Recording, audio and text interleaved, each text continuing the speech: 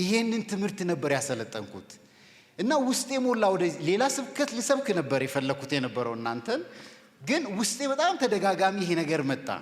አይ ቲንክ እዛም ሄጄ ይሄንኑ ልስበክ ብዬ ወሰንኩኝ እና በጉዳዩ ላይ ጥናት ሰርቻለሁ። የማስተርስ ቴሲሴን ሰርቼበታለሁ። እንደገና ደግሞ መጽሐፍ ጽፌበታለሁ። ከዛ አሁን የምነግራችሁ ነገር በሙሉ ከመጽሐፍና ከቴሲሱ ከጥናት ተነስቶ የመጣ መሆኑን እንድታውቁልኝ እፈልጋለሁ።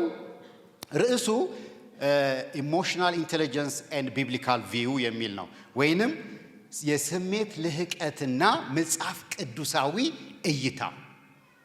የስሜት ልህቀት የሚለውን አብዛኞቻችሁ ፋሚሊያር ትሆናላችሁ ብዬ አምናለሁ። በመንግስት ቤት ስልጠና ይሰጣል፣ በኤንጂኦዎች ስልጠና ይሰጣል፣ በተለያዩ ቦታዎች ስልጠና ይሰጣል። በቤተ ክርስቲያን አላውቅም፣ ግን አሁን ስልጠናዎች በብዛት ይሰጣሉ።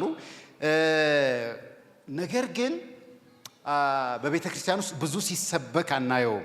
ግን መጽሐፍ ቅዱሳችን ላይ በግልጽ ተቀምጦ እናየዋለን። እግዚአብሔር በግልጽ አስቀምጦት እናያለን። እንደገና ጴጥሮስ ጽፎታል፣ ጳውሎስ ጽፎታል። ጸሐፍት በሙሉ 66ቱ መጽሐፍቶች ላይ በየቦታው ስትሄዱ ታገኙታላችሁ። ኢሞሽን ወይንም ስሜት ምን ያህል ህይወትህን እንደሚያባክነው፣ ምን ያህል ቢዝነስን ከእጅ ላይ ነጥቆ እንደሚጥል፣ ምን ያህል ኑሮህን እንደሚያዛባው፣ ምን ያህል ከእግዚአብሔር እንደሚለይህ፣ ምን ያህል ከራስ ጋር እንደሚያጣላህ፣ ምን ያህል ከጓደኛ ከጎረቤት ከአብሮ ሰራተኞች ጋር እንደሚያጣላችሁ በግልጽ በመጽሐፍ ቅዱስ ላይ ተቀምጧል። ስለዚህ አብረን መጽሐፍ ቅዱሳዊ እይታውን በደንብ አድርገን ዛሬ በጥቂት ጊዜ ውስጥ እናያለን። ቶሎ ቶሎ ለመሄድ እሞክራለሁ። ለመጀመሪያ ያህል ምሳሌ 16:32ን አነብላችኋለሁ። አዶን ነው ቲቪዎቹ ላይ ዲስፕሌይ አድርጓቸው እንደሆነ አላቅም። እዛ ላይ ዲስፕሌይ እንዲደረግ ሰጥቻለሁኝ። አይ ሆፕ ያደርጉታል ብዬ አምናለሁ። ታጋሽ ሰው ከጦረኛ፣ አስቡት። ታጋሽ ሰው፣ ጦረኛ ማለት ጀግና። እኔ ነኝ አለ ቴዎድሮስ፣ አሉላ አባ ነጋ፣ ልጥራ ሌሎችንም። ከነሱ በሙሉ ታጋሽ ይበልጣል ይላቸዋል። ከጀነራል እንትና። ታጋሽ ሰው ከጦረኛ፣ ስሜቱንም የሚገዛ። እኔ በቢብሊካ ነው ማነብላችሁ፣ በኋላ ነግራችኋለሁ። ስሜቱንም የሚገዛ ከተማን በጉልበቱ ከሚይዝ ይበልጣል። ዛሬ እግዚአብሔር ያለው መልእክት ለእናንተ ይሄንን ነው። ታጋሽ ሰው ከጦረኛ፣ ጀነራል ከምትሉት ወይንም ደግሞ በጣም ትልቅ ስፍራ ከምትሰጡት፣ ጦር ላይ ሄዶ ድል ከሚያመጣው ከሚያሸንፈው ከዛ ግለሰብ፣ ያ ከተፈራው ግለሰብ ታጋሽ ሰው ይበልጣል ይላቸዋል። የሚታገስ። ከዛ በኋላ ደግሞ ስሜቱን የሚገዛ ይላል እዚህ ቦታ ላይ። በዕብራይስጥ በዚህ ቃል ቦታ ላይ የተጻፈ የተለያየ ትርጉም ይኖረዋል። እናንተ መጽሐፍ ቅዱሳችሁ ላይ የተለያየ ትርጉም እንደያዛችሁት ነው። እኔ ያስኩት የቢብሊካን ነው ትርጉም፣ አዲሱን መደበኛ ትርጉም ነው ያስኩትና በዛ ቦታ ላይ ግልጥ አድርገው አስቀምጠውልናል። የዕብራይስጡ ቃልም ተከታታይ ሆኖ በአማርኛችን ወይንም በእንግሊዘኛው ቀጥታ ዳይሬክት ኮኔክት የሚያደርገው ከኢሞሽን ጋር ነው። ከኢሞሽናችን ጋር ነው ቁጭ አድርጎ የሚያያይዘው። ስለዚህ በዚህ ስፍራ ላይ ስሜቱን የሚገዛም ከተማን በጉልበቱ ከሚይዝ ይበልጣል ይላል። ለምንድን ነው ከተማን የመረጠው የሚል ጥያቄ ያስነሳል። ከተማ መግዛት ማለት ምን ማለት ነው? ከተማን ማስተዳደር ማለት ምን ማለት ነው የሚል ጥያቄ ያመጣል። ከተማ የፖለቲካ ማዕከል ነው፣ የኢኮኖሚ ማዕከል ነው፣ የሶሻል ላይፍ ማዕከል ነው። የማንኛውም አካል የግንኙነት ብትሉ የማንኛውም ነገር አካል ነው። ሪሌሽንሺፕ ብትሉ፣ ኮሚኒኬሽን ብትሉ፣ ፖለቲክስ ብትሉ፣ ኢኮኖሚ ብትሉ ማንኛውም ነገር የሚካሄደው ከተማ ነው። ስለዚህ ይዋጉና ሄደው ምን ይይዛሉ? ከተማን ነው የሚይዙት። ይህን ከተማ ሲይዙ ወዲያውኑ አናውንስ ያደርጋሉ። ከተማን ያዝን፣ እንደዚህ አይነት ቦታ ያዝን ብለው አናውንስ አድርጎ እንዲህ ከተማ ተያዘች ተብሎ ይቀወጣል አይደለ? ለምን? አቀድም ያልኳችሁን ዝርዝሮችና ተጨማሪ ዝርዝሮች በሙሉ ስለምትቆጣጠሩ ነው። ያን ሁሉ ብትቆጣጠር ይልሃል። ያን ሁሉ ብትቆጣጠር ሀብት ቢኖር ኢኮኖሚ ቢኖር ኑሮ ቢኖር የተሻለ ኑሮ ቢኖር የተሻለ ትምህርት ደረጃ ቢኖር የተሻለ ትምህርት ነገር ቢኖር ወይንም የተሻለ ነገሮች ቢበዙልህ ስሜትን ማትገዛ ከሆነ you are useless ይላል I'm sorry ቃሉ ጥቅም የለህም ስሜትን ማትገዛ ከሆነ ምን የለም ይላል ጥቅም የለህም ከተማን ብትይዝ እነዚህ ተሳካላቸው ትላልቅ ከተማዎችን ብትፈልግ ኒውዮርክን የዓለም ኢኮኖሚ የሚካሄድበትን ብትፈልግ ዋሽንግተን ዲሲን የዓለም ፖለቲካ የሚካሄድበትን ብትፈልግ የፈለግከውን ከተማ ብትይዝ ነገር ግን ስሜትን ማትገዛ ከሆነ is useless ዛሬ እግዚአብሔር እንዲህ ነው የሚላችሁ ታዲያ ይሄ ምን ማለት ነው የሚለውን ስንመለከት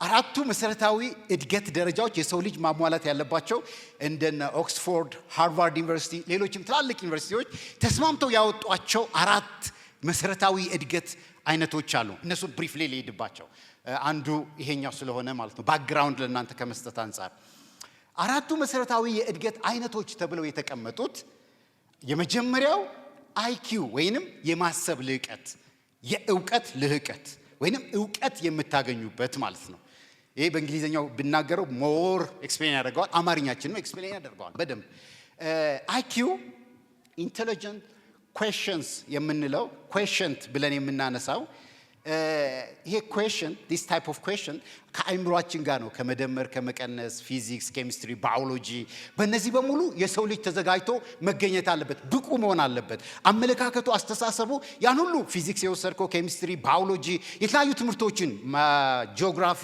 ሂስትሪ የወሰዳችሁት በሙሉ በእውቀት እናንተን ኢኩፕ ለማድረግ ነው የሚመጡ ነገሮች ሁሉ አዲስ እንዳይሆኑባችሁ ተምረን እንድንጋፈጣቸው ነው አዎ አንዳንዶቻችን ከተማረን በኋላ ያ ትምህርት ላይ ተጠቅመን ይችላል ለምሳሌ እኔ ባዮሎጂ ነው ያጠናሁት የመጀመሪያ ጊዜ ያ ባዮሎጂ አልተጠቀመኝም ግን ስለ ባክቴሪያ ሲወራ ወዲያውኑ አይምሮዬ ያመጣል ዕውቀት ስለ ቫይረስ ሲወራ አይደነግጥም አይምሮዬ ስለ ሌሎች ነገሮች ዝግጁ ያደርገናል ማለት ነው ይሄ ማለት ምን ማለት ነው የማሰብ ችሎታችን ላይ ማደግ አለብን እንደ ክርስቲያን መጽሐፍ ቅዱስ ሲናገር ህዝቤ ዕውቀትን ከማጣት የተነሳ ምን አለ ይላል ጠፋ ይላል ስለዚህ እነዚህ ሰዎች አንጥረው ሲያወጡ አንዱ መጽሐፍ ቅዱሳዊ ነው ማለት ነው በእውቀት ማደግ ደግሞ እንዴት ነው የምንችለው የመጀመሪያው ስልጠናዎች ሲሰጡ ትምህርቶች ሲሰጡ መገኘት መማር ራስን ለመለወጥ ዝግጁ መሆን ውጤቱን ዛሬ ላታዩት ይችላል የዛሬ 2 ዓመት 3 ዓመት 4 ዓመት ግን ውጤቱን በደንብ ታየዋል እያደግክ ስትሄድ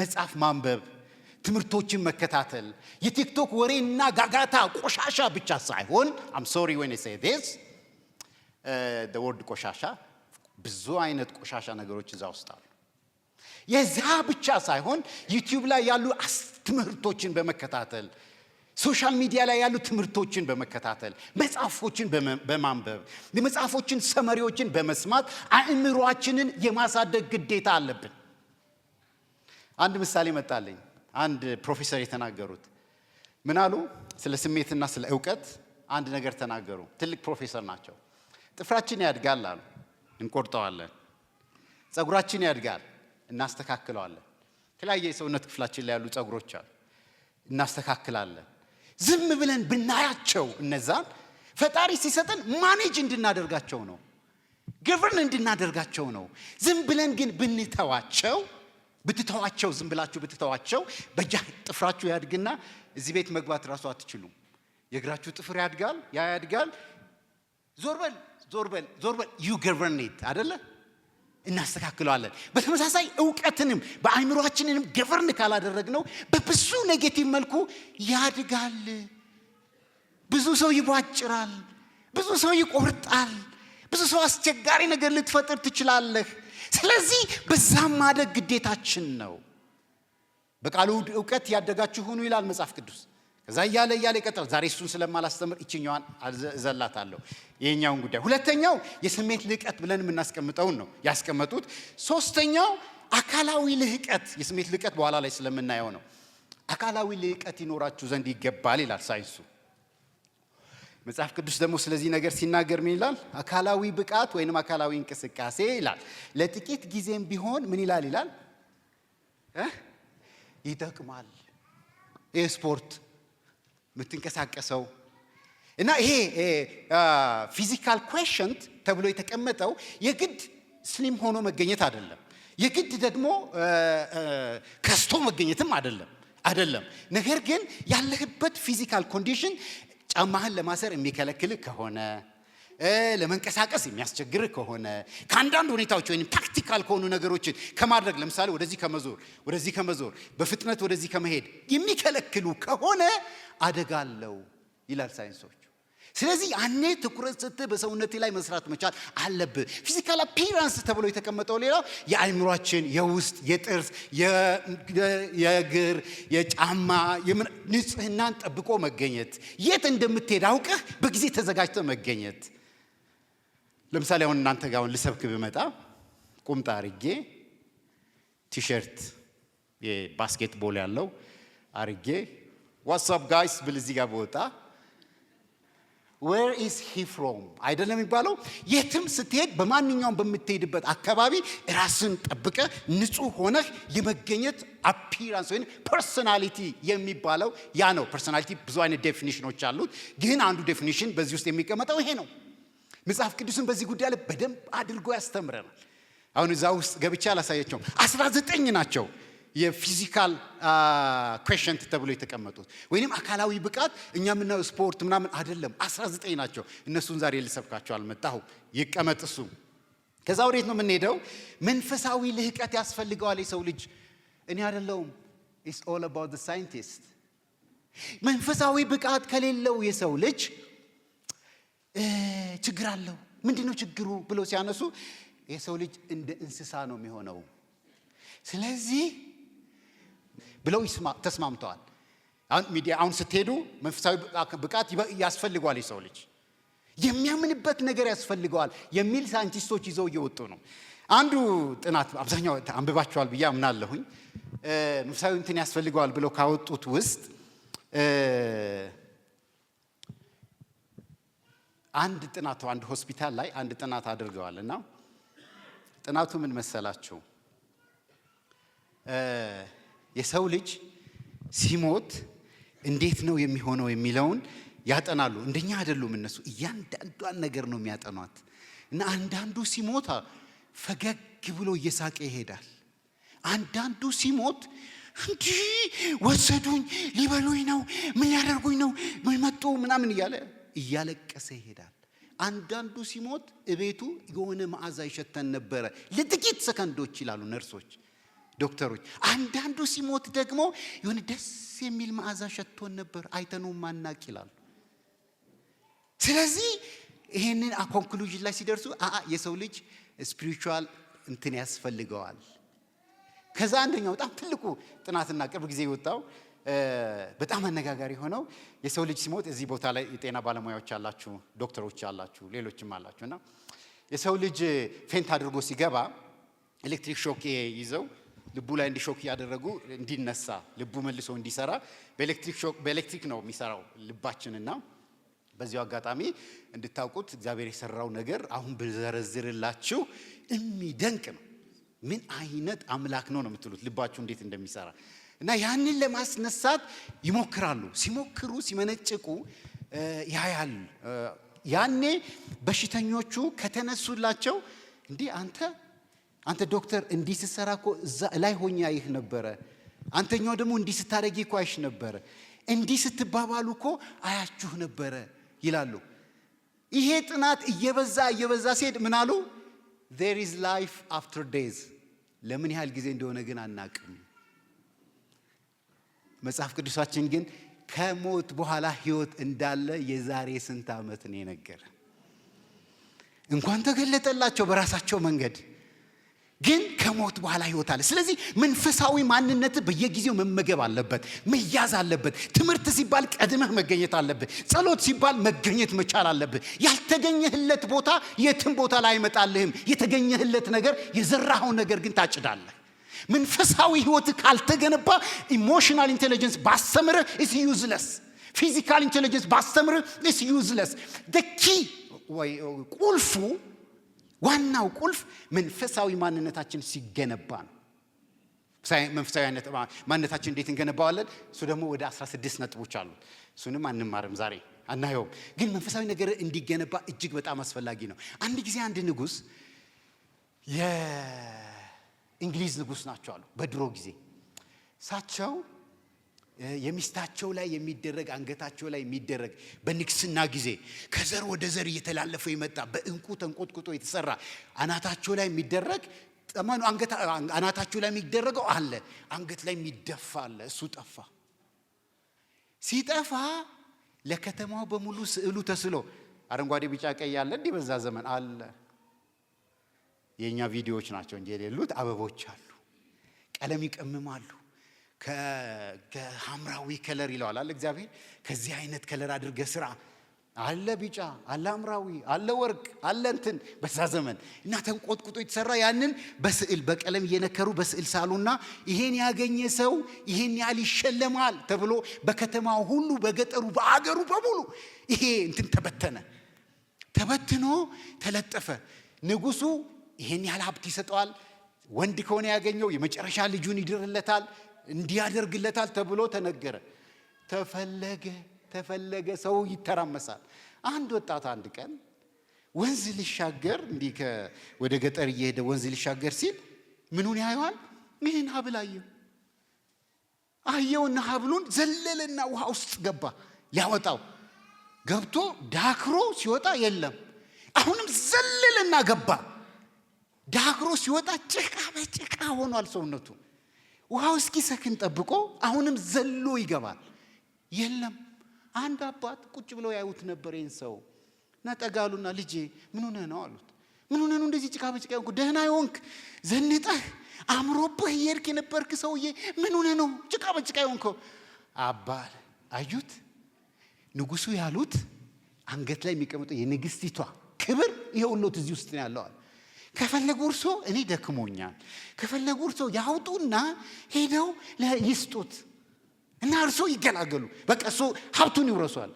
ልጅ ያሉት እንዲያዩና ውሃው ሰክኗል። እንዲያዩና ይሄኛ ልጅ ያሉት ይሄ እኮ አይደለም ያለው እኮ እዛ ዛፉ ላይ ነው እውነተኛው የተንጠለጠለው። ቀና በል እንጂ ልጄ፣ እዚህ ጋር እኮ አንተ እየለፋህ ያለኸው ኢሜጁን እያየህ ነው። ዋናው ኮኔክት ማድረግ ያለበት እላይ ነው። እሱ ለካ ውሃው ላይ እንደ እንትን ሲያንጸባርቅበት ሲያየው ስዕሉን እያየ ነው ለካ የሚገባው። እውነተኛው ዛፍ ላይ ነው ያለው። እውነተኛው ማንነት ከሰማይ ጋር ኮኔክት ካላደረገ ብትደክም ብትወጣ ብትገባ መንፈሳዊ ነገር ዴቨሎፕ ካላደረገ እጅ ላይ እየተበተኑ ነው የሚሄደው። ምክንያቱም ያንተ ነገር ያለው ከእግዚአብሔር ጋር ነው ያለው። ያንቺ ነገር ያለው ከእግዚአብሔር ጋር ነው ያለው። መንፈሳዊ ነገር ውስጥ በደንብ ኮኔክት ካላደረግ ዝም ብሎ ቸርች ብቻ በመምጣት ሳይሆን ስፒሪቹዋሊ ስትሮንግ ሆኖ ካልተገኘ በስተቀር እጅ ላይ ያሉ ነገሮች እየፈሰሱ ነው የሚሄዱት። God is speaking to someone here. እጅ ላይ ያሉ ነገሮች መንፈሳዊ ነገሮቻችን በሙሉ ስትሮንግ ፋውንዴሽን ሊኖራቸው ይገባል። ታንኪዩ። ይሄንን ብዙ ተናገርኩ፣ በጣም ሶሪ። እዛ ያው መጨረሻችን የስሜት ልቀት የሚለው ነው የምንሄደው። የስሜት ልቀት ማለት ምን ማለት ነው? ወይ ስበክ ያሰኘኛል። ምንድነው ዛሬ ልስበክ እንዴ? ለማስተማር ነው የመጣሁት፣ ግን ስበክ ይለኛል። የስሜት ልቀት ማለት ምን ማለት ነው ብጠይቃችሁ አንዳንዶቻችሁ በደንብ ትመልሳላችሁ አውቃለሁኝ። ብዙዎቻችሁ በደንብ እንደምትመልሱ እርግጠኛ ነኝ። የስሜት ልቀት ትርጉም ወይንም ትወራዎች ወይንም ንድፈ ሐሳቦቹ ምንድናቸው? የመጀመሪያው የራስን ስሜት በወጉ የመረዳት። የራስህን ስሜት የሰው አይደለም። መጀመሪያ የራስህን ስሜት ምን ጊዜ ያበሳጨኛል፣ ምን ጊዜ ያስቆጣኛል፣ ምን ጊዜ ነርቨስ ያደርገኛል፣ ምን ጊዜ ደግሞ ሰላም ይሰጠኛል። ነጮች በዚህ ላይ ድብን አድርገው ሰርተዋል፣ በደንብ ሰርተዋል። ስዊድን ሀገር የሚኖር አንድ ጓደኛዬ፣ ምሳሌ እንዳላበዛ ብቻ ስዊድን ሀገር የሚኖር አንድ ጓደኛዬ እና በጣም ኢሞሽናል ነው ልጁ፣ ብስጩ ነው። ያው አበሻ ወኔ በእንጀራ ውስጥ ነው መሰለኝ። እና ሴት ናት አለቃውና ሁሌ ልጁ በቃ የሆነ ስህተት ይሰራል፣ ስራ ሲሰራ እና ትጠራዋለች፣ ትነግረዋለች። የኔን ስህተት ሰርተሃል ትለዋለች። ኮስተር ትልበታለች። የኔን አድርግ ዛሬ ይሄ ነው አሳይመንት ብላ ጽፋ ትሰጠዋለች። ያን ሁሉ እያደረገ የሆነ ስህተት ይሰራል። ከዛ እንትኑን ራሱ ትእዛዙን ራሱ ሲቀበላት እንዲያርጎ ነው የሚቀበላት። እነሱ ያው ይሄን አልለመዱ እያለች ሴትየዋ ለካ ስለሱ ታሪክ በየቀኑ የምሰራው ሪፖርት አደርጋለች። ለሶሻል ሴኩሪቲ ሪፖርት፣ ለማናጀሮቿ ሪፖርት፣ ይሄን አድርጓል ዛሬ፣ ይሄን አድርጓል ዛሬ እያለች ከዛ በቃ ራሴን መቆጣጠር ያቅተኛል አለ። እነሱ እየጠሩ ሲያነጋግሩኝ እሷን ሰዓት እፈላለዋል።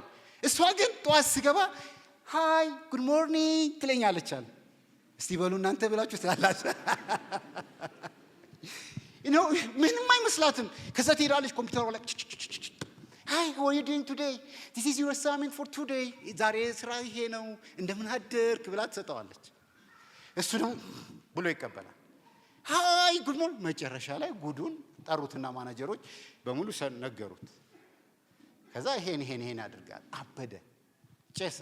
አንድ ቀን ስገባ አለ ከወትሮ ደግሞ ጨመር ያለ ፈገግታ ሳይታኝ ሃይ how are you doing today? ዛሬ እንዴት ነህ ደህና ነህ ሆይ አለችኛል።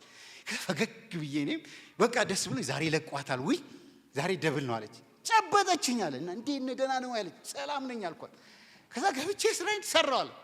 ማታ ላይ ስወጣ ኬክ ተዘጋጅቶ ቁጭ ብሏል። አበባ ተቀምጧል። ደብዳቤም ከነገር ወረቀት አለ ከጎን። ዛሬ አንድ ሴሌብሬሽን አለን ሁላችንም ከእንትና የሚባለው ኮሊጋችን ጓደኛችን አብሮን የሚሰራ ሰው ዛሬ ከኛ ተለይቶ የሚሄድበት ጊዜ። እኔ ስም ነው የጠራችው እንዴ? ጀስኳለ እና ኬኩን ይቆርሳል። በቃ ሁሉ ጊዜ ሰው ይገናኛል ደግሞ ይለያያል። ስለዚህ ዛሬ ምን ለያይበት ጊዜ ነው። ኬኩን እንዲቆርስ ጋብዘዋለሁ። የኔ አበሻ ሊቆርስ ነው አለ። እጄ ተንቀጠቀጠ። ጣልኩላቸውና እርግፍ አድርጌ እኔ ሄድኩ። እኔ ወንዱ አይሰራም፣ እኔ ጀግናው አይሰራም።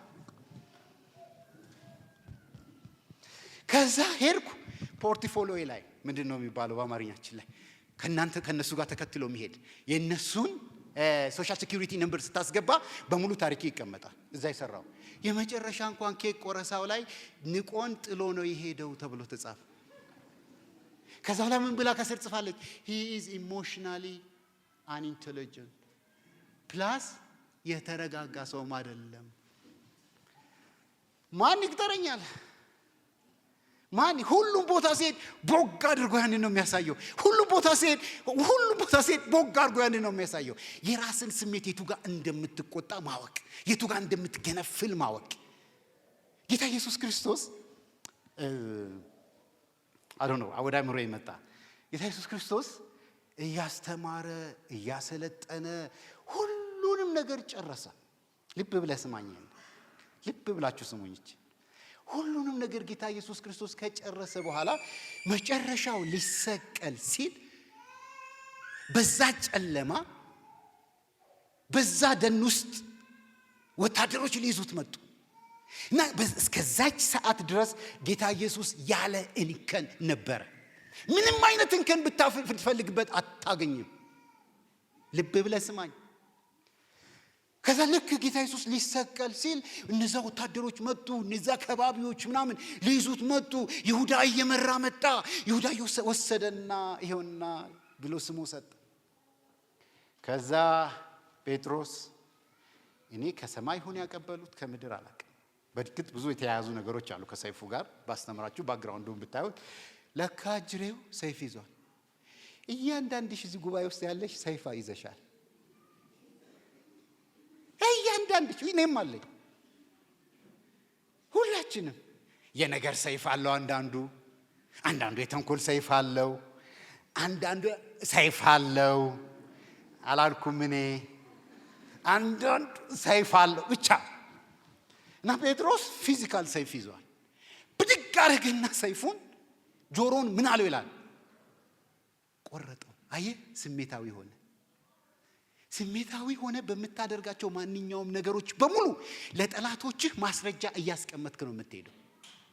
ለሰይጣን መረማመጃ ስፍራ ታመቻችለታለህ፣ ቆሻሻ ታመቻችለታለህ። እሱ ቆሻሻ ነው የሚወደው። ስሜታዊ አድርጎ ሞቅ ጋል ሲያደርጉ ከኪስ ብር ለመውሰድ ራሱ ሞቅ ያደርገዋል። ያኔ ሳይሰማ ወስደ አንደኛ ቸርች ሰው ነበርና ጓደኛችን ነው፣ ሀብታም ነገር ናትና ነቢያቶች ጋር ወሰዱትና ሞቅ አድርጉኛል። ከዛ ስሰጣ at the end of the days 500 ምናምን ሺህ ብር ሰጥቻለሁ። ዞር ስል በኢየሱስም ለቤተ ክርስቲያን እኮ 20 ሺህ አልሰጠው። ሲያሞቁህ ጴጥሮስ ወሰደና ጆሮውን ቆረጠ። ጌታ ኢየሱስ ላይ ማስረጃ አመጣበት። በቃ ምን ብለው ነው ማስረጃውን ያገኙት? እነሱ የሚያገኙት ይሄው ደቀ መዛሙርቶቹ ሰራዊቶቹ የዚህን ሰውዬ ጆሮ ቆረጠ ብለው ማስረጃ ይዘው፣ ጌታ ኢየሱስ ያን ማስረጃ ማጥፋት አለበት። እግዚአብሔር ያስቀመጥናቸውን ቆሻሻ ማስረጃዎች ለዘላለም ያጥፋልን። ከዛ ጌታ ኢየሱስ መጣና ቀሳልና ጌታ ኢየሱስ ጆሮውን አነሳና አምላክ መሆኑ ጠቀመን፣ ቀጠላትና ነገሮች ቀጠሉ። ተረጋጉ። ሰው ማስረጃው ጠፋ። እግዚአብሔር ማስረጃ እያጠፋል ብዙ ነገር ሸፍኖልሃል። ግን እየገፋ ከሄድክ አደጋ ትፈጥራለህ። በራስህም ላይ፣ በቤተሰብህም ላይ፣ በኑሮህም ላይ፣ በልጆችህም ላይ፣ በቢዝነስህም ላይ ካልተጠነቀቅ ኮስተር ብለህ ራስን ኢቫሉዌት ካላደረክ፣ ኢሞሽንን ማኔጅ ካላደረከው፣ ገቨርን ካላደረከው ራስን በራስህ የምትበላበት ጊዜ ቅርብ ጊዜ ነው የሚሆነው። ራስን በራስህ በልተህ እግዚአብሔር ምን አደረኩት ይሆን እምትልበት ጊዜ ሊኖር ይችላል። ሳይንቲስቶች ምንድነው ብለው የሚያመጡት? ላንብበው እነሱ ያስቀመጡትን የራስና የሌሎችን። ሌላኛው ምንድነው? የመጀመሪያውን ትርጉም ሊቀጥል የራስና የስሜትን በወጉ የመረዳት ራስን በአግባቡ የመጠቀም የመቆጣጠርና የመግዛት የማስተዋል ሂደት ነው ይላል አንደኛው ሳይንቲስት። ምንድነው የሚለው? በአግባቡ መጠቀም የምትለዋን አያችኋት? where, how, when to use your emotion። ና በተባልክበት ቦታ ሁሉ መሄድ የለብህም። ተጎትተህ መሄድ የለብህም። በጌታ ሞቅ ብሏቸው ሲጠጡ የምትጠጣ ከሆነ አንተ ገና ነህ። ሲደንሱ የምትደንስ ከሆነ፣ ሲጨፍሩ የምትጨፍር ከሆነ እያመቻቸ ነው ላጅሬው ፍሬንድ ያደርጋል። ስለዚህ ዩኒቱ ነው መቼ መግዛት እንዳለብህ፣ መቼ መጠቀም እንዳለብህ በደንብ ማወቅ አለብህ። በየጊዜው ልጅን አናቱን በኩርኩም የምትመታው ከሆነ ያ አደጋ አለው። ሚስትን በየጊዜው ሚስቶችም ለባሎቻቸው በየጊዜው አንተ ደግሞ የምትሉ ከሆነ አደጋ አለው፣ አደጋ አለው። በተለይ ቲኔጅ ሲሆኑ ኢትስ ቬሪ ዲፊካልት። ልጆቹ እናንተ የምትፈልጉት የምታዩት ነገር አለ፣ መልካም ነው፣ ጌታ ይባርካችሁ። እነሱ ደግሞ የሚታገሉት ትግል አለ፣ በጣም የሚታገሉት ትግል አለ። ከሆርሞን ጋር ያላዩት ለውጥ ነው የሚመጣው። ድምጻቸው ይላል እንዴ ራሳቸውን እየፈለጉ ነው።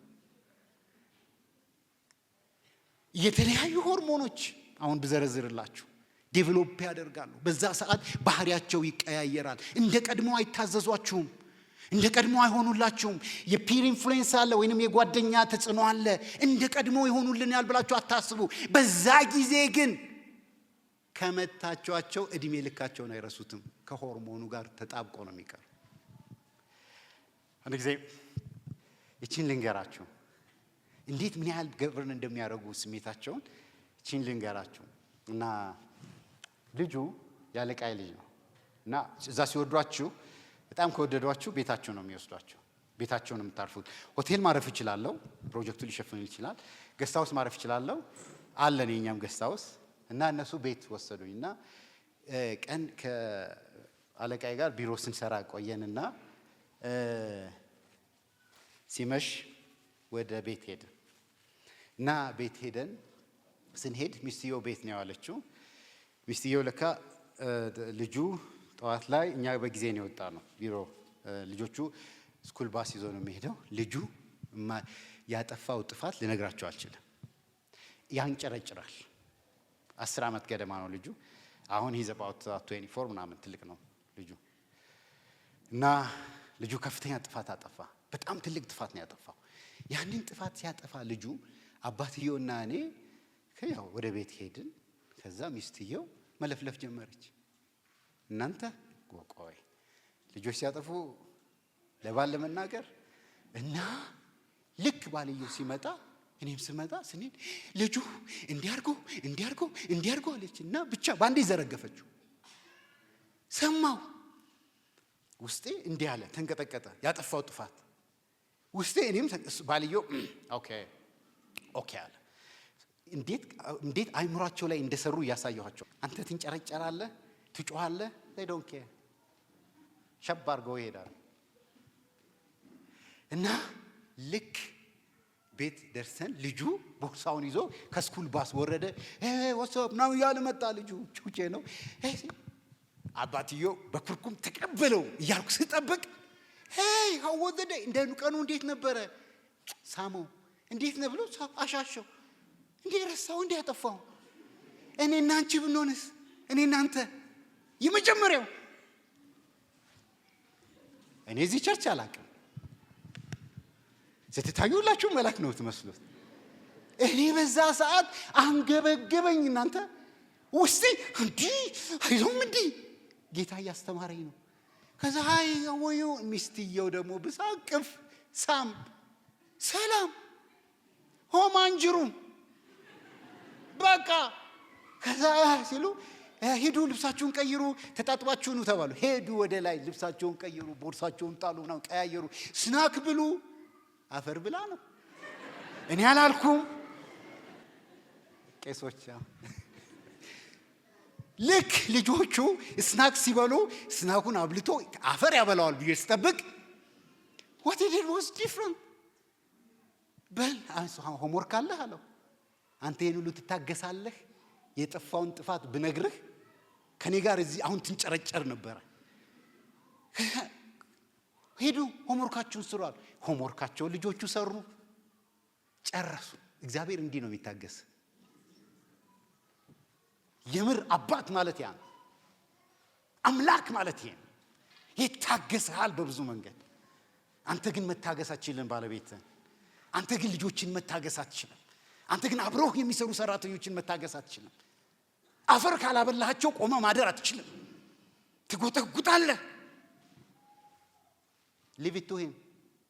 ተበድለሻል? አዎ። ጎርተውሻል? አዎ። you are a Christian what the Bible says። መጽሐፍ ቅዱስ ምንድነው የሚለው? just leave it to him። ለሱ ተውት። በቀልን ማን ነው በቀላለው የሚለው? አላስተምራቸውም እሱን። ከዛ ልጆቹ መክሰሳቸውን በሉ፣ ሆምወርካቸውን ሰሩ። there is a time for everything። ለሁሉም ጊዜ አለው። ልጁን እንፈልግሃለን አሁን አሉት። ማንንም ፈልጉኝ አለ። yes ልጁ ቁጭ አለ። ሚስትና ባል ጎን ለጎን ቁጭ አሉ። ልጅ ፊት ለፊት ትንሽ ከፍ ያለ ወንበር ላይ ነው ቁጭ ያለው፣ አይን ላይን እንዲታያዩ። እኔና እናንተስ? ልጁ እንደዛ ነው፣ እኛ እንዲቆመን ቁጭ አሉ። ከዛ ማውራት ጀመሩ ከልጁ ጋር። ይሄን አጥፍተሃል አለ አባትየው። እናትየውም እንዲህ ብዬ እንዲያደርገህ ልጅየው ነው መከራከር ጀመሩ።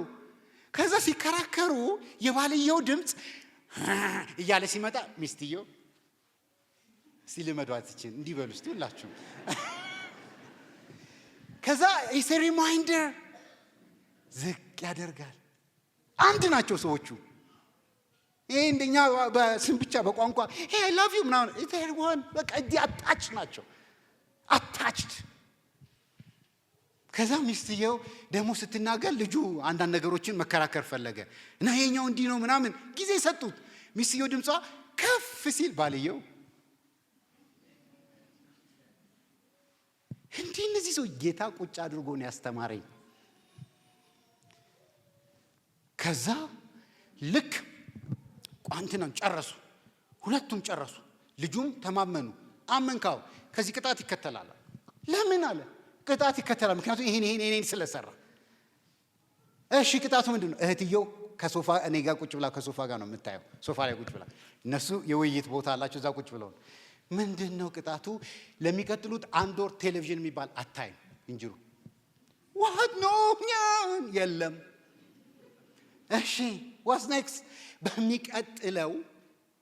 በሚቀጥለው ጉዞ እንሄዳለን ያልንበት እዚህ ቦታ ላይ አንድ የሚጎበኙ ቦታ ነበር። በጉጉት ሲጠብቁ የነበሩ ልጆች አንተ አትጎበኘው፣ አያቶች ጋር ትቀመጣለህ። እሷ ግን ትሄዳለች። ጮኸ፣ ተንከባለለ፣ አለቀሰ። ጸጥ። ቅጣት ነው። ስለዚህ እነዚህ ነታ ችግሩ እዚህ ፊዚካል ሳይሆን ችግሩ ምንድነው? is all about emotional is all about mindset። ማይንድሴትን መቃኘት ላይ ነው ስራው። አንድ ፈረንጅ ጋር እንዲህ ስንከራከር ትምህርት ቤት ገጠር ይዛት ሄጄ የምንሰራው ፕሮጀክት ትምህርት ቤቶችን አየች፣ ጎበኘች፣ በጣም ደስ አላትና በአት ፈረንጆች ነበር ይዘን ሄድ ነው። ወደ 3 መኪና ነበር ፈረንጆችን ይዘናቸው ሄድ ነው። ልጆችን ሲመቷቸው አየች በዱላ ይሄን የሚያካክል ረጃጅም ዱላ ይዘው ሲመቷቸው አየች። ከዛ አየችና ደነገጠች። ለምንድን ነው ይመቱታል? አይ ከኛ ወደዛ ዞር እንዲሉ ብለው ነው። እኔም እየሰቀጠጠኝ ነው። አይደለም ለእናንተ ትምህርት ቤት ግንባታ ሳይሆን የሚያስፈልጋችሁ የአእምሮ ግንባታ ነው። እኔ አላልኩም።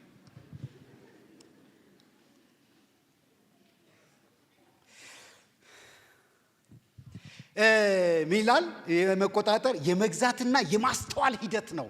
ማስተዋል፣ ሁኔታዎችን ማስተዋል፣ በዙሪያችሁ እየሄደ ያለውን ነገር ማስተዋል። አንዳንድ ጊዜ ቢሮዎች ላይ እዚህ ቦታ ያላችሁ ሰዎች ተመካክረውባችሁ ይገባሉ።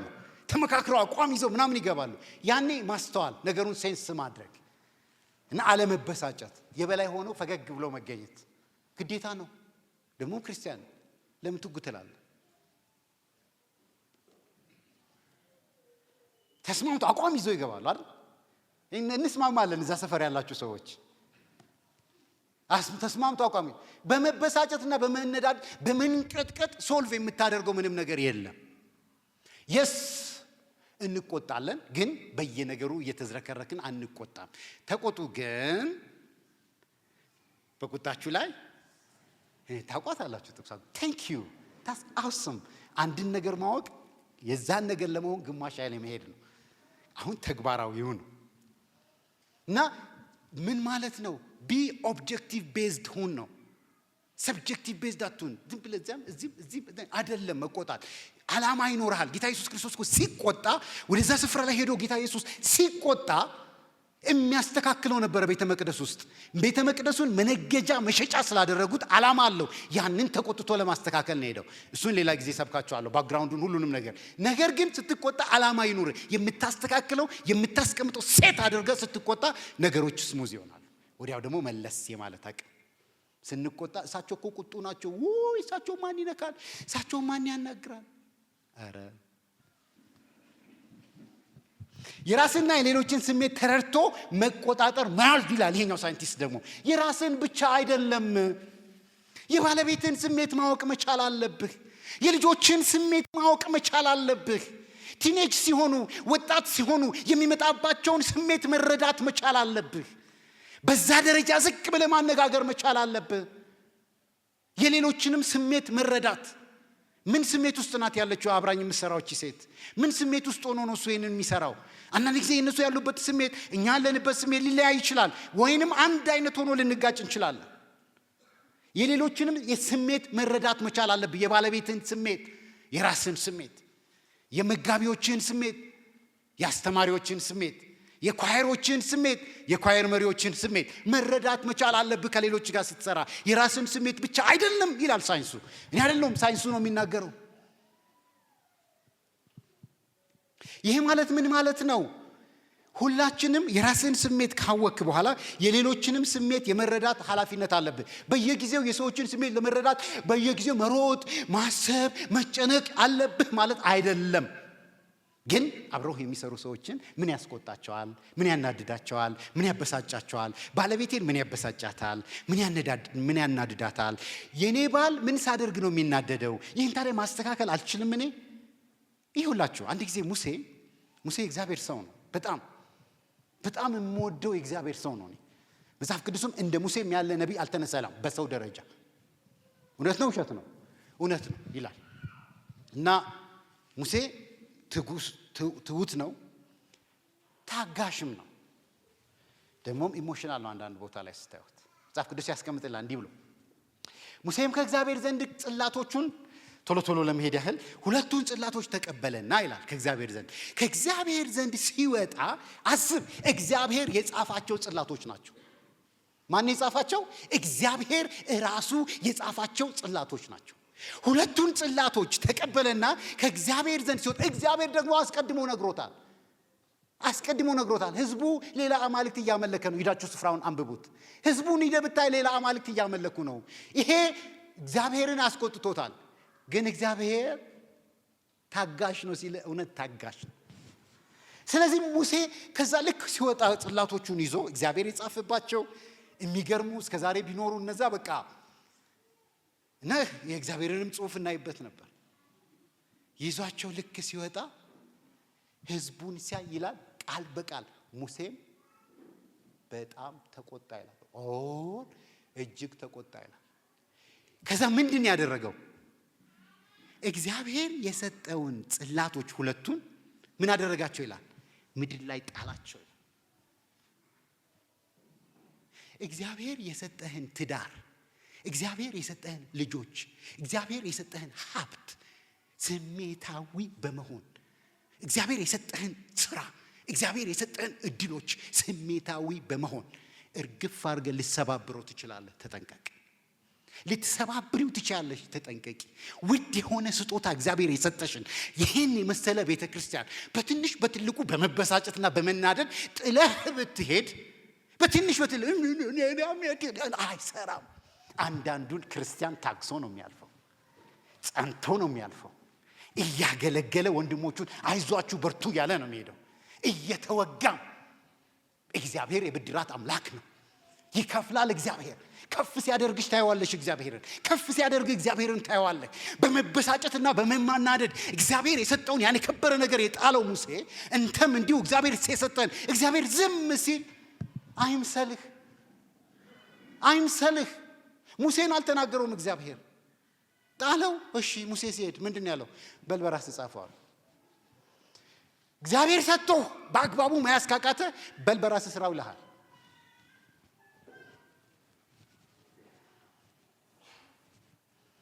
ተገናጋኝ የለው ደግሞም ባላጋራ ፊት ለፊት የሚቆም ከአምላክ ፊት የሚቆም ነገር የለም።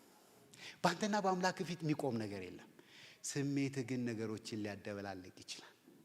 የምትዋዥቅ ሰሆነ ሲሞቅ ብቻ ቸርች የምትመጣ ከሆነ ቀዝቀዝ ሲል ነገሮች ሲጨልሙብህ የሚል ከሆነ የምትሸሽ ከሆነ ኦር ደግሞ ሲመጣ ሀብት ሲሞላ ምናምን ዛኮ ምን በቃኩ እንደው ቅዳሴውም እንትኑም ምንድነው ነገሩ መንፈስም ያለ አይመስልኝ ማለት ስትጀምር ያኔ አንተ አይደለም ወይ መንፈስ አይደለም ወይ ራሽናል ማይንድ አይደለም እያወራ ያለው ኢሞሽናል ማይንድ ነው። አስተካክል።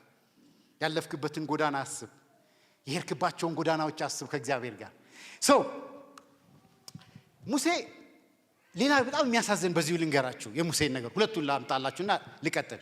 ሁለተኛው ሙሴ እግዚአብሔርን ህዝብ እየሄደ ግን እውነት ነው አንዳንድ ጊዜ እንደው አገልጋዮች ልብ ብላችሁ ስሙኝ። እዚች ጋር ህዝብን የምታገለግሉ ካምፓኒ ባለቤቶች፣ የድርጅት ባለቤቶች፣ ህዝብን የምታገለግሉ ሰዎች ልብ ብላችሁ ስሙኝ። እዚህ ጋር ሙሴ እግዚአብሔርን ህዝብ ተሸክሞ የሚንከራተት ሰው ነው። ህዝቡ እዚህ ቦታ ላይ የሚፈልገው ብዙ ጥያቄዎች አሉት። በዚህ ጉባኤ ውስጥ ብዙ ጥያቄ አለ። እግዚአብሔር ብቻ ነው ግን ጥያቄዎችን የሚመልሰው። ሙሴ ይታገላል፣ የእግዚአብሔርን ጽድቅ ለመፈጸም ይታገላል። በሁለቱ መሃል ተወጥሮ ነው ያለው። በዚህ ጊዜ ውሃ ጠማን አለ ህዝቡ። በምድረ በዳ ያመጣን ልታጠፋ ነው፣ ልትገለን ነው። አንዳንድ ጊዜ የሚወጋህ ነገር ይናገራሉ፣ ይወጉሃል። ያኔ ግን የምትዝረከረክ ከሆነ አንተ አልጸናህም፣ አልበሰልክም። ውስጥ ትቸዋል። መብሰል መቻል አለብን እና ይወጓቸዋል። ሙሴ ህዝቡ ይወጋዋል። ከላይ ደግሞ ማስጠበቅ ያለበት ጽድቅ አለ። በእግዚአብሔር ፊት ቀረበ። ካህናቶች እዚህ ቦታ ያላችሁ ብዙ ችግር ውስጥ፣ ብዙ መከራ ውስጥ፣ ብዙ ጣውረድ ውስጥ ታልፋላችሁ። ነገር ግን ይሄን ሁሉ መንጋ የመምራት ድርሻ እናንተ ነው። በስሜት ተነሳስታችሁ ግን አገልጋዮች፣ ማንኛውም ዲፓርትመንት አገልጋዮች፣ ማንኛውም አገልግሎት ላይ ያላችሁ ሰዎች በመንግስትም ቢሆን ደግሞ በሌላም በቢዝነስም መታገስ መቻል አለባችሁ። ብዙ ዲማንዶች አሉ። ደሞዝ ጨምር ይላሉ፣ እንዲያደርግ እንደዛ አድርግ ይላሉ። በትዕግስት ማለፍ ካልተቻለ ከባድ ነው። አሁን ያለንበትም ዘመን ተጨማሪ እና ሙሴ ህዝቡ ወጋ። ከዛ ሄደ። እግዚአብሔር ሆይ ምንድነው? ህዝቡ ውሃ ይፈልጋል ምናምን አለ። ሙሴ ተቆጥቷል። በጣም ስሜታዊ ነው። እና እግዚአብሔር ሂድ አለቱንም ምን በለው ነው ያለው? ቃል በቃል ተናገረው። ስሜታዊ ስትሆን መጽሐፍ ቅዱሳዊ ህግጋትን ሁሉ ትረሳለህ፣ ትሳደባለህ። ልቀጥል ትቻለህ። የተሰጠን ነገር ሁሉ ትረሳለህ። ከዛ ሄደና ሙሴ ተናገረው ነው የተባለው። አለቱ ጋር ተገናኘ፣ ዱላውን አነሳ፣ አንዴ መታው። ስሜታዊ ሆነ። ሁለተኛ መታው። እግዚአብሔር ከዛ በኋላ ምንድን ነው ብሎ የተናገረው? አንተ ወደ ተስፋይቱ ምድር አትገባም። አየህ፣ ወደ ታየልህ ተስፋ እግዚአብሔር ወዳየልህ ተስፋ እንዳትገባ የሚያደርግ የግል ባህሪ ነው። አንዳንድ ጊዜ የግል ስሜት ከሰዎች ጋር እግዚአብሔር የሰጡህን ሰዎች በሙሉ በእነሱ ላይ በመነሳት ነው። መጀመሪያ ነገሮች ሁሉ በረከቶች የሚጀምሩት ከቤት ውስጥ ነው። ከቤት ስትመካከር፣ ከቤተሰብ ጋር ስትነጋገር፣ ፍጻሜው ላይ ማን ነው ሳይሆን ውይይት አድርገህ ስትሄድ ነው ድል በድል እንሄዳለን የምትለው። ይኸው እንደ ህዝብ አንድ ነገር ልንገራችሁ። እንደ ህዝብ ስሜታዊ ያልሆነ ህዝብ በጠረጴዛ ዙሪያ ሁሉንም ነገር ይፈታል። ሊስን ቱ ዲስ። ስሜታዊ ያልሆነ ህዝብ ማንኛውንም የቤተሰብ ጉዳይ፣ ማንኛውንም የህብረተሰብ ጉዳይ፣ ማንኛውንም ከባድ ንግግሮች በሙሉ የመጡባቸውን ነገሮች በሙሉ ስሜታዊ ያልሆነ ህዝብ በጠረጴዛ ዙሪያ አምጥቶ ይፈታል። የሀገራችን የፖለቲካ ጉዳይ የማይፈታ ምንም ማለት የፖለቲካ ጉዳይ አላየሁም እኔ። ሁሉም የፖለቲካ ጉዳይ ይፈታል። ነገር ግን ጠረጴዛ ዙሪያ ተነጋግሮ የመፍታት አቅም ግን የለንም። ያለን አቅም እስከዛሬ ድረስ ዴቨሎፕ ያደረግነው በምን ዙሪያ ነው የምንሰበሰበው? በጥል ዙሪያ የመሰብሰብ አቅማችን፣ በመቦዳደል ዙሪያ የመሰብሰብ አቅማችን፣ ቡድን በመለየት በመዋጋት እርስ በርስ ቃላቶችን በመልጣጣል የመሄድ አቅማችን ግን ከፍተኛ ነው። ጠረጴዛ ዙሪያ ግን መጥቶ ተነጋግሮ ዕውቀት ላይ መሰረት ያደረገ እንደ አውሮፓውያኖች እንደ አሜሪካኖች ጠረጴዛ ዙሪያ አምጥቶ ፊት ለፊት ተነጋግሮ ነገር የመፍታት አቅማችንን እስካላዳበርን ድረስ ያሳደግናቸውን እድገቶች በሙሉ እየሰበርን ነው የምንሄደው። የመጣንባቸውን ጉዞዎች በሙሉ እያነካከትናቸው ነው የምንሄደው። ስሜታችንን ገዝተን የሌላውን ስሜት በመረዳት እርስ በርስ ቁጭ ብለን አብረን እየተወያየን ጉዳዮቻችንን መፍታት ካልቻልን ነገሮቻችን መልሰው እኛኑ ራሱ ይበሉናል፣ እኛኑ ራሱ ያጠፉናል። እግዚአብሔር ከዚህ ነገር ያድነን። አሜን አሜን አሜን። እግዚአብሔር ያድነን። አሜን። ቄስ ይቅርታ። ሌላ ሁለተኛው ሳይንቲስት ደግሞ ምንድነው የሚለው? የራስና የሌሎችን ስሜት በመረዳትና በመቆጣጠር ሐሳብን የመግለጽ ችሎታ ነው ይላል። እነሱ ተመራምረውበታል ወዳጅ። የሌሎችን የራስን ስሜትና አውዱን በመረዳት ሐሳብህን በአግባቡ የማስቀመጥ። እያንዳንዱ ሰው የተለያየ ሐሳብ ነው ያለው። የሚገርመኝ ነገር ይሄ ነው። አንድ አጀንዳ በሰጣችሁ እግዚአብሔር ሲፈጥረን እኮ በጣም ዩኒክ አድርጎ እኮ ነው የፈጠረን። የሚገርም እኮ ነው። አሻራችን ይለያያል፣ ባህሪያችን ይለያያል፣ ማንነታችን ይለያያል፣ አስተሳሰባችን ይለያያል። ይሄ ሙሉ ፈቃድ የሚባለው ቋንቋ ላይ ስትደርሱ የምታዩት ነገር ነው። ለሰው ልጅ የተሰጠ ሙሉ ፈቃድ ግን ተጠያቂነት ያለበት ሙሉ ፈቃድ እና የእያንዳንዱ ሰው ሐሳቡን ሲገልጽ በአግባቡ ሐሳቡን የመግለጽ አቅም ማለት ነው። በአግባቡ የመግለጽ አቅማችን ከፍተኛ ሊሆን ይገባል። በተለይ ደግሞ ትዳር ውስጥ እኔ አብዛኛው ትዳር፣ ስራ ቦታ፣ ትምህርት ቦታ ከሰዎች ጋር ስትሰሩ፣ ከህብረተሰቡ ጋር ስትሰሩ፣ በቤተ ክርስቲያኑ ስታገለግሉ የሚጠቅማችሁ ነገሮች ናቸው እነዚህ። ከራሳችሁም ጋር ከራስም ጋር እና የሐሳብን በአግባቡ የመግለጽ አሜሪካን ሀገር ነውና የዛሬ ረጅም ዓመት አንድ ቤተሰብ ያኔ እነሱም ድሃ በነበሩበት ጊዜ የተጻፈ መጽሐፍ ላይ ነው ያገኘው እና ድሃ የነበሩበት ጊዜ አንድ ቤተሰብ ይኖር ነበርና አባት፣ ልጅ፣ እናት ሆነው ልጆች አሏቸው እናት ሆነው ይኖራሉ። እና ያኔ ማሽን የለም ነበረ። እናት ልብስ ስታጥብ፣ ቤት ስታጸዳ፣ ምን ስትሰራ እንደኛው ድሃ ነበሩ ወገኖቼ። 70-80 ዓመት እልም ያሉ እንደውም የሚበሉትም ነገር የላቸውም። እርስ በርሳቸው የሚፋጁም ይባሉ ነበሩ። ፋይናሊ ነው ወደ ጠረጴዛ ነገሮችን ማምጣት የጀመሩት። ስሜታቸውን ገዝተው ይሄ አይምሯቸውን ቀይሮት፣ ይሄና ይሄ ብቻ አይምሯቸውን ቀይሮት ለዛም ግን ቤተክርስቲያን ባለችበት ይሄ ወንጌል ባለበት ቆሻሻ የለም። ዕውቀት፣ ብርሃን፣ ህብረት፣ ብልጽግና ነው ያለው። መጀመሪያ ግን ይሄ በውስጣችን መስረጽ አለበት። ስለ ጮክ አይመጣም። አይቴሊው በለጽጋለህ ምናምን እንዲህ ነው። ዲሲፕሊን ሆነ በዚህ ስትኖር ግን ስራስ ሚልን እየሰራ ስትሄድ ግን እግዚአብሔር በረከቶችን እየከፈተ ይሄዳል። ቤተክርስቲያን ለብዙዎች ነው በረከት የሰጠችው እና በዛ ሰዓት በዛ ዘመን የነበሩ ሁለት ቤተሰቦች አብረው ይኖሩ ነበርና እናትየዋ በቃ ትርክርክርክ ብላለች። ከዛ የምትችለውን እራት አዘጋጅታ ሰጠቻቸው። እነሱ መብላት ጀመሩ።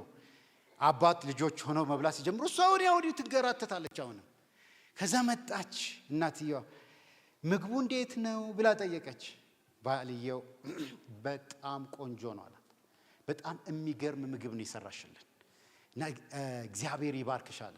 ትልቁ ልጅ እሷ ዞር ስትል ዳድ አር ዩ ጆኪንግ? አባት እየቀለድክ ነው? አታይም እንዴ ዳቦ እኮ አሯል ተቃጥሏል እኮ መናገር ነበረብህ ለዚህ ጉዳይ። ልጅ ያለው እናተ ሙሉ ቀን ስትንከራተት ነው ያለችው። ገብታ ያልወጣችበት ስፍራ የለም።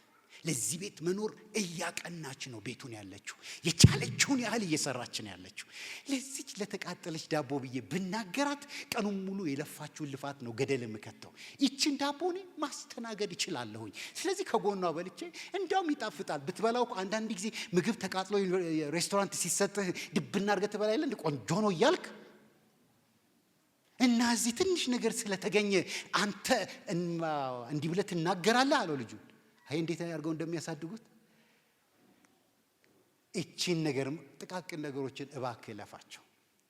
ጥቃቅን ነገሮችን እባክሽን ለፋቸው። የየቀን ህይወታችሁን ጥቃቅን ነገሮች ስሜታዊ አድርጎች ጥግ የሚያደርግሽን ጥቃቅን ነገር ዋጥ ይደረጋል እኮ አንዳንድ ነገር ሁሉ ያስ ይደረጋል እኮ እንደዚህ ቤተሰብ በሰላም ለመኖር ስፔሻሊ በአዲስ የተጋባችሁ ሰዎች ልክ አውሮፕላኑ የበረረ ሲሄድ ከዛ በቃ ስሜት ውስጥ ነው ያላችሁት። በቃ መጀመሪያ ስትጋቡ ሰሞን ልክ there is the stage which is called landing stage ግራውንዱን ሲነካ ላንድ ሲያደርግ አውሮፕላን ሄዳችሁ ሰዎች ጋጭ ይላል። ያኔ መንገጫገጭ ሲጀምር ያኔ እውነተኛው ማንነታችሁ ሲወጣ በጥንቃቄ ያችን ዘመን ካላለፋችሁ የመዝለቅ አቅማችሁ በጣም ዝቅተኛ ነው የሚሆነው። በራሳችሁ ስሜት ምክር ወዳጅ በዚህ ይመክራል በቃ ፓምፕ ያደርጋችኋል። ስሜታችሁ ላይ ነው የሚሰራው። ያቺን ስቴጅ ግን ስታልፏት ከሷ ውጪ ሰው የለም።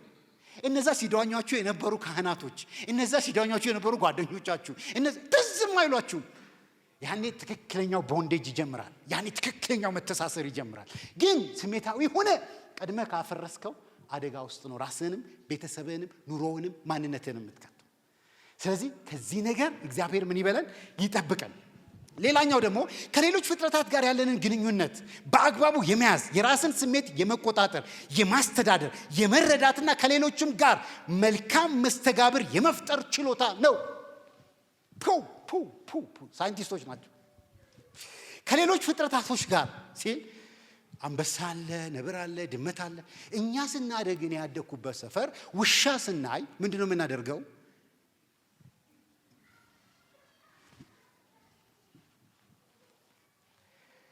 you know what the community is developing in our mind አያችሁ ህብረተሰቡ ምን ያህል ነገር በአእምሮአችን ውስጥ እያሳደገ እንዳለ can you see that? ለእንስሳቶች ክብር እንዳይኖረን ነው የተደረገው።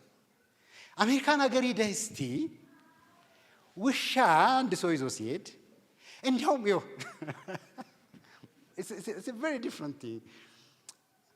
ውሻ ሰውየውን ሰላም ብለህ ሰውየው ሰላም ሲሏቸው እኔ ያየሁትን ነው እንግዲህ አሜሪካን ሀገር ከምሰራቸው ነጮች ጋር አብረን ሄድን። ሰውየውን ሰላም ብየው ከዛ ሁሉም ሰላም አልኩት። ከዛ ሁሉም ከኔ ጋር የነበሩ ነጮች ሰውየውን ሰላም ብለው ውሻ ይዟል። ውሻውንም ሰላም አሉት።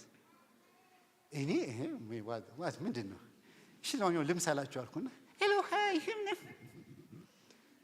then I just went hey ውሻውን ለምንድነው ሰላም ያላችሁ? እንዴ ሰውየውን ሰላም ብለው ውሻውን ሰላም ካላልከው ገደልከው ሰውየውን።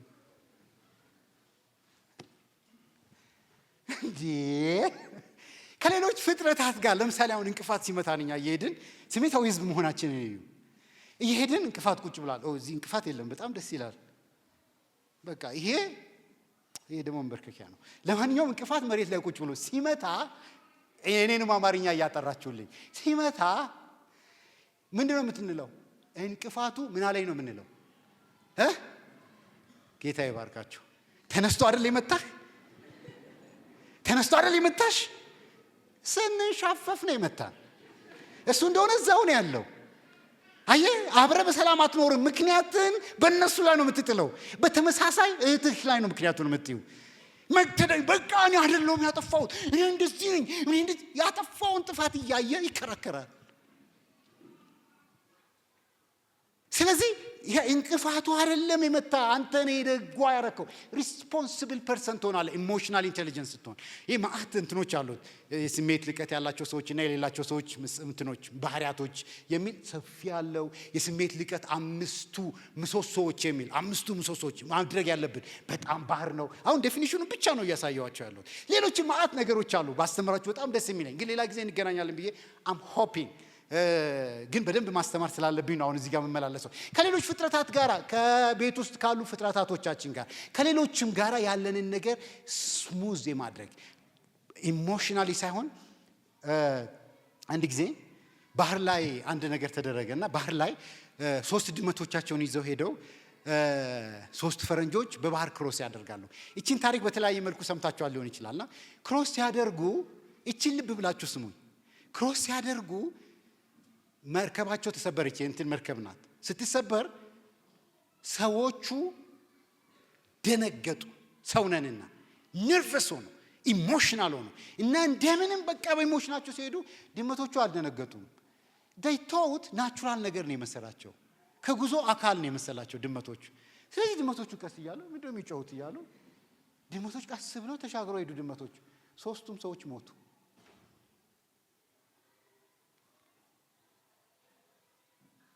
this is real psychological exampleዎችን ነው ክላስ ውስጥ የምትማሯቸው ነው እዚህ ማመጣላችሁ። ለምንድን ነው የሞቱት ብለህ ስታስብ ድመቶቹ እንሞታለን ብለው ያስባሉ? no they don't think እንሻገራለን ብለው ነው የሚያስቡት። ሰዎቹ ግን እንሞታለን ብለው ሲናገሩ አእምሮአቸው ሪሊዝ ያደርጋል እንትኖችን ሆርሞኖችን ያደርጋል ያፈሳል። ኢሞሽናል የምትሆንበትን እንትን ያፈሳል አእምሮ ሆርሞን ያፈሳል። ያንዳንዱን ሆርሞን ዲቴል ውስጥ አልገባም ቸርች ስላለው ሆርሞኖችን ሪሊዝ ያደርግ ኢሞሽናል ትሆናለህ። ከዛ ያ አትመለስም። ራሽናል ማይንድ ወይንም አእምሮአችን በሁለት ይከፈላል። አእምሮአችን በሁለት ይከፈላል። አንደኛው ሳይንቲስቶች ባስቀመጡት ኢሞሽናል ማይንድ አእምሮ ክፍል አለ ወይንም ስሜታዊ አእምሮ ክፍል አለ። ሁለተኛው ራሽናል አእምሮ ክፍል አለ ወይንም ደግሞ ስልታዊ ወይንም በስልት የሚያስብ ወይንም አመክኗዊ ወይንም ምክንያታዊ የአእምሮ ክፍል አለ። ሁሉ ጊዜ ግን ልብ ብላችሁ ስሙ 80% በኋላ ላይ እናያለን ብዬ ነበር 80% ፈጣን ሆኖ ከ80 እስከ 100 ነው የሚለው ሳይንሱ። ፈጣን የሚሆነው ኢሞሽናል የአእምሮአችን ክፍል ነው። እግዚአብሔር ስሜታዊ የአእምሮአችን ክፍል ሲፈጥረው he was right በጣም ትክክለኛ ውድ የሆነ ስጦታ ነው የሰጠህ። ልክ ጥፍሮች እንደሚያምሩት ነገር ግን ቆርጠህ ባታስተካክላቸው እንደሚያስጠሉት አውሬ እንደሚያስመስሉ ሁሉ ስሜትህ ገቨርን ካልተደረገ ካልታሸ በእግዚአብሔር ቃል ካልታሸ በእውቀት ካልታሸ ብዙ ችግሮችን እየፈጠረብህ ብዙ በረከቶችን እያገደብህ ነው የሚሄደው። እና 80 እስከ 100% ስሜታዊ የአእምሮ ክፍል ፈጣን ነው። ራሽናል የአእምሮ ክፍል ደግሞ ቀስ ብሎ ነው የሚነሳው። አንዳንድ ጊዜ ሆቶ ናችሁ መታችሁ ተጣልታችሁ አንተ ምናምን ምናገር አንተ ተምራል ብላችሁ ምን ነካኝ ያላችሁበት ጊዜ የለም? እናንተ እኮ አይደላችሁ የለፈለፋችሁት። በዛ ጊዜ ሆርሞኑ ነው የለፈለፈው። ማን የለፈለፈው? ሆርሞኑ ነው። በሉ እስቲ እናንተማ ይሁን እንደዚህ ናችሁ። ግን ወጋ ሲያረጓችሁ ደግሞ አንዳንድ ጊዜ ብዙ አትበሳችሁ። አንድ ካህን ሰሜን ኢትዮጵያ ነውና ባህታዊ ናቸውና እንዲህ ክብ ቤት ውስጥ ነው ቁጭ ብለው የሚሰሩት ክብ ቤት እና በዛ ላይ እሾህ ተሰክቷል። ሙሉ ዙሪያው በጎን እሾህ ነው ጥቅጥቅ ብሏል። በፊት ለፊት እሾህ ነው፣ በጀርባ እሾህ ነው። ተጠቅጥቆ ቁጭ ብሏል። እና እዛ ውስጥ ቁጭ ብለው ያነባሉ። እንዲህ ለከች ካሉ ወጋ እንዲህ ለከች ካሉ አባ አላቸው። አንድ ሰው ሄዶ ለምንድን ነው እዚህ ውስጥ ቁጭ ብለው የሚሰሩት? ለምንድን ነው እዚህ ውስጥ ቁጭ ብለው ልጅ ያሉት? እዚህ ቦታ ማንበቢያና ከአምላኬ ጋር የምገናኝበት ጊዜ ነው። እኔ እንዲህ ስተኛ ወጋ ያረጉኛል፣ እነቃለሁ። ወደ ኋላ ሲል ወጋ ያረጉኛል፣ ነቅቼ እንዲሰራ ነው እዚህ ውስጥ ቁጭ ብለው። ይኸውልህ የሚወጉ ሰዎች ከሰይጣንም ይላኩ ከእግዚአብሔርም ይላኩ ከማርያምም ይላኩ አላልኩም፣ ከማንኛውም አቅጣጫ ይላኩ። ገብቷታል አንድ ሴት ይላኩ አንተ ነቃ ብለህ እንድትሰራ ነው። የተሻለ ወደፊት እንድትሄድ ነው። የተሻለ ወደፊት እንድትዘረጋ ነው እግዚአብሔር። አንዳንድ ነገሮችን ይነጥቅሃል እግዚአብሔር። አንዳንድ ነገሮችን ይወስድብሃል እግዚአብሔር። አንዳንድ ነገሮችን ይልሃል።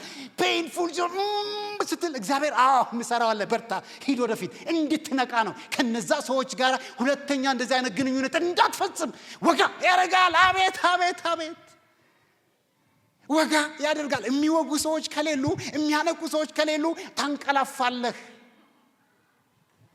ስቃለች አንዷ ቴንኪዩ። ታንቀላፋለህ አሉ።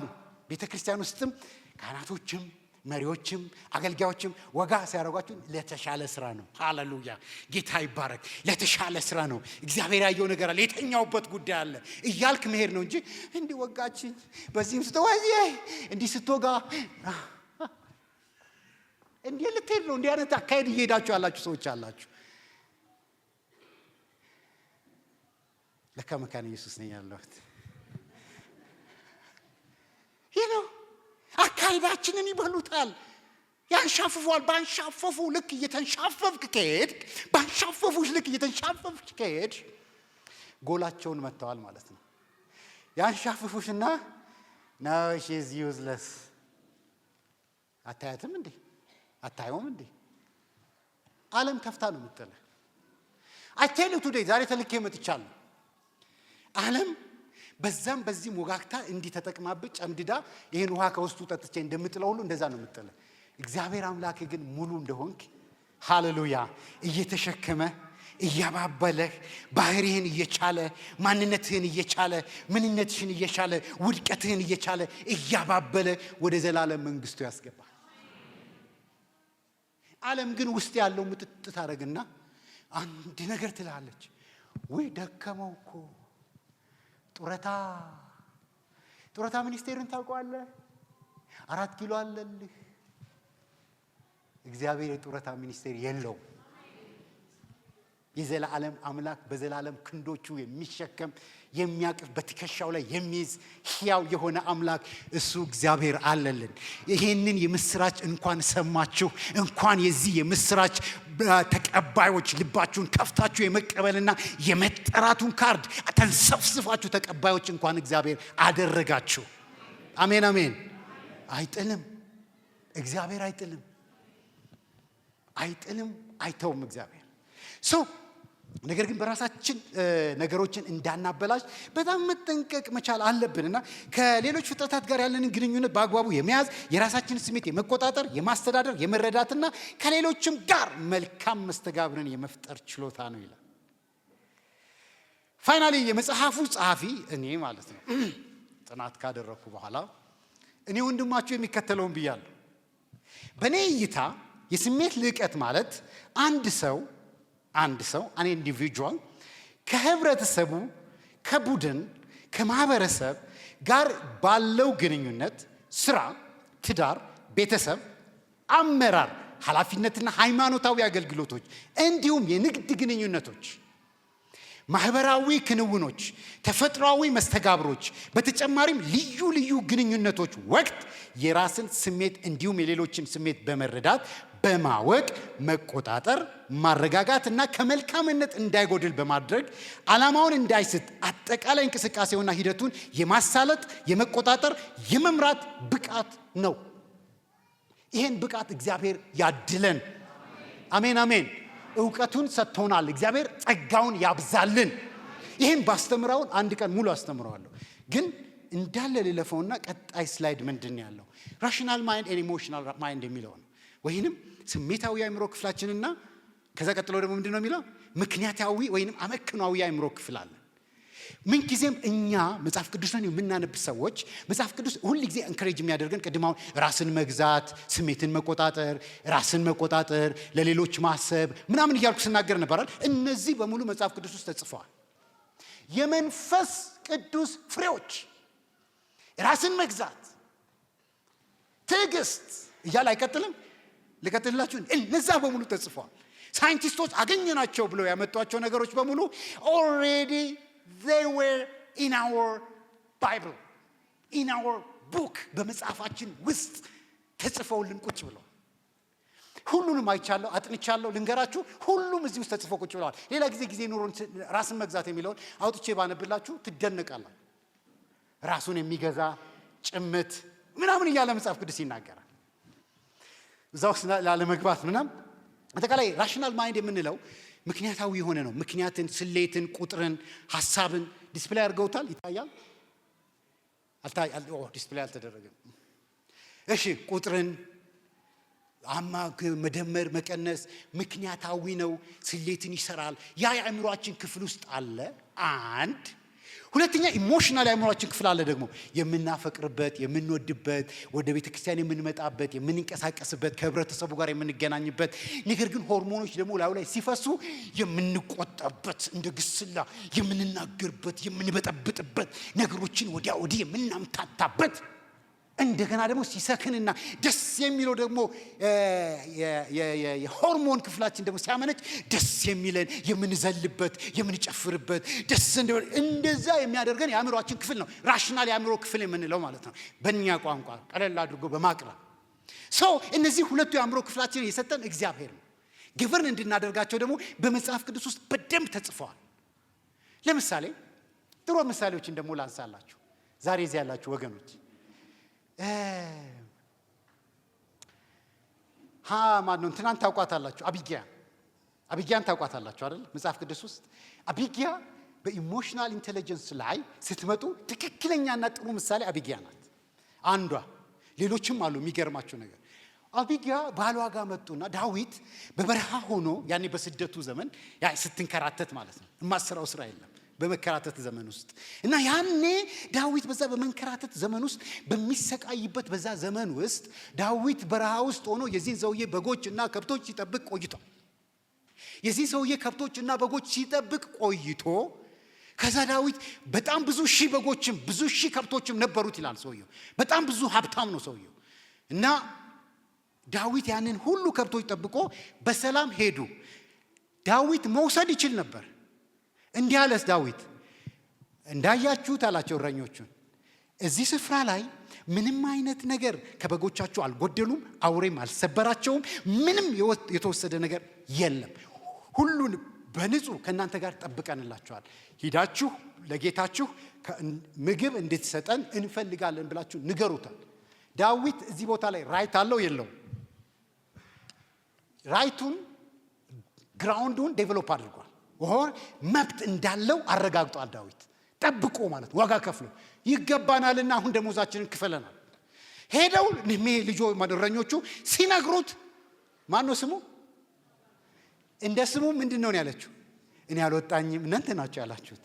እና ናባል እንደኛ ስሜታዊ ነው። ኢትዮጵያዊ ደም አለበት መሰለኝ ነው።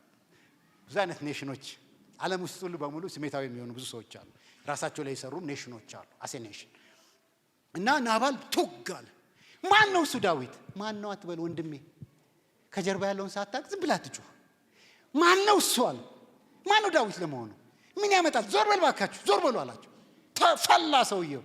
ለሚስቱ ሄደው ነገሯት። እሷም ሰማች። እሷ ቀስ ብላ ይሄ አደጋ ነው አለች። ራሷን ገዛች። ሁሉንም ነገር ባግባቡ ራሱን የሚገዛ ሰው አያችሁ። ይሄ በስሜት ስታስብ ምንም ነገር አይታይም። መቆጣት፣ መሳደብ፣ መነጫነጭ ነው የሚታይ። ያቺ ግን አዘጋጀች ምግቡን በየአይነቱ እያንዳንዱን ነገር አደረገችና ሄደች። ዳዊትን ፊት ምን አለች ይላል? ተንበረከከች። ጌታዬ ሆይ። ዳዊት ተቆጥቶ ቤተሰቧንም እሷንም ያላትንም ነገር ሁሉ ሊያጠፋ ነው የመጣው። ግራውንድ አለዋ።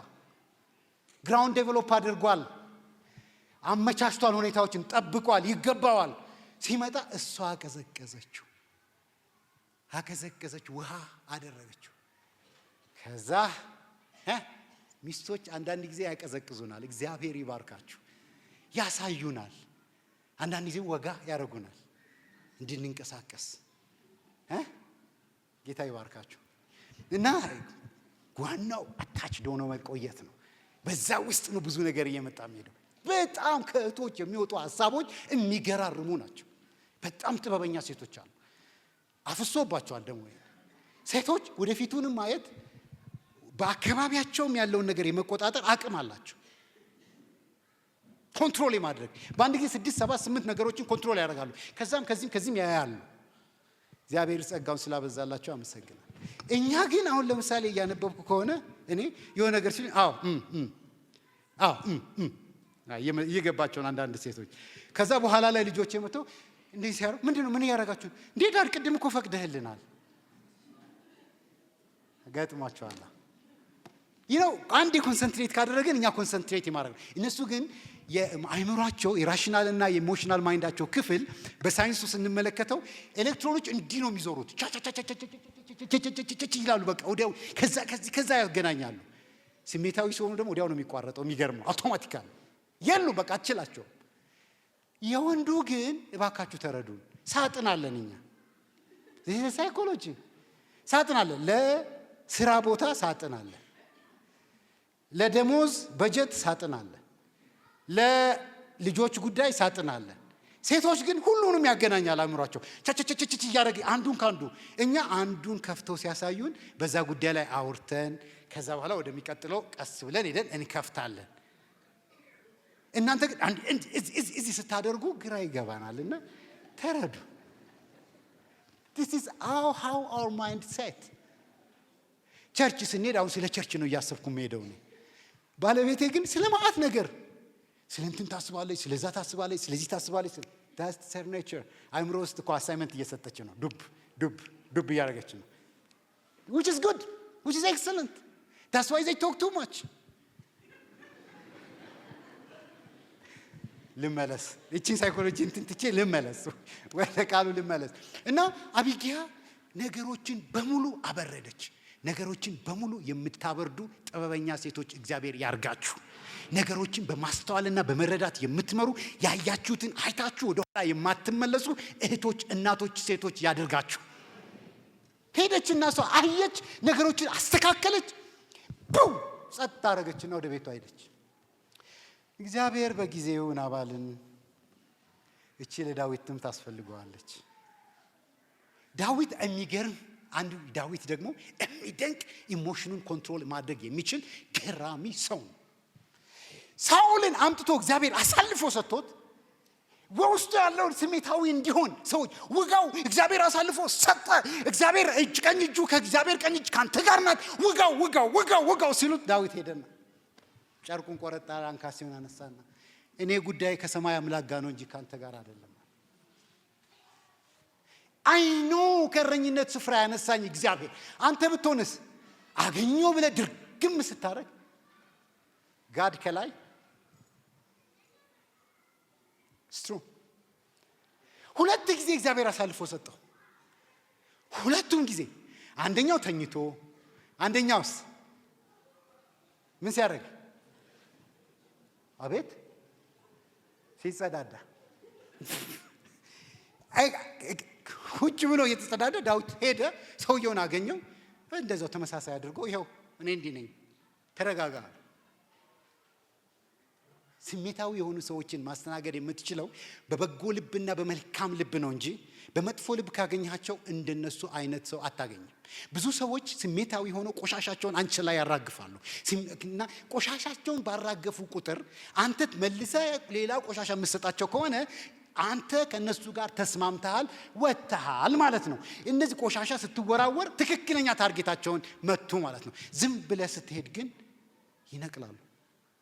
አንድ ጊዜ አንድ ውሃ ሰርተን አንድ ኮሚኒቲ ውሃ ሰራንና አንድ ልጅ ነበር እኛ ጋር የሚሰራ በጣም ጎበዝ ልጅ ነው በጣም እና ልጁ በጣም ታታሪ ነው፣ እውነት ሀቀኛ ልጅ ነው እና ሰርቷል። ልጁን ፕሮጀክቱን ይደናየ ነው ፕሮጀክቱን አይ ከመንግስት ሰዎች ጋር ተሰብስበን ከዛ ማውራት ጀመረና ዲስከሽን ነበረ። ልጁን አንደኛው ሰው እየተነሳና ሙልጭ አርጎ ሰደበው። ስብሰባ ላይ ኢቫሉዌሽን እያደረግን ከመንግስት ነው የተወከለው ሰው ሙልጭ አርጎ ሰደበው። ልጁ ምንም አላለም። ያው በግልጽ አቋሙን ሰብሰብ አድርጎ እንዴት አይነት ጀግና እንደሆነብን ልነግራችሁ አልችልም። የተሰሩትን ስራዎች የገጠሟቸውን ችግሮች በሙሉ ነጥብ በነጥብ አነሳና ለሰውየው ቆሻሻ አልመለሰለት። ልጁ እድል አገኘና አሜሪካን ሀገር ሄደ እና ጠፋ። በቃ ብዛው ሄደ። ከዛ አንድ ቀን ይሄ ሰው ያገኘሁት የመንግስት ሰው አሁንም በሌላ ስራ ያ የተናገርኩት ልጅ የት ሄደ? እኔ እንደዛ ሰድቦ መልስ እንኳን አይሰጠኝም አለ። እስከዛ ቀን ድረስ ጸጽቶታል። አንተ ይኸው ለወረወረችብህ ቆሻሻውን ከመለስክላት he is satisfied you can go home relax ግን ያንን አንጥረሳት መልሽላት ከቀረሽ እድሜ ልኳን ቸርቸር አትናገሪኝም እንዴ የራስሽ ጉዳይ እኔ ቆሻሻ ከሚወረውሩት ወገን አይደለሁ ይህን ጸጋ እግዚአብሔር ያብዛልን አሜን አሜን እግዚአብሔር አብዝቶ ይባርካችሁ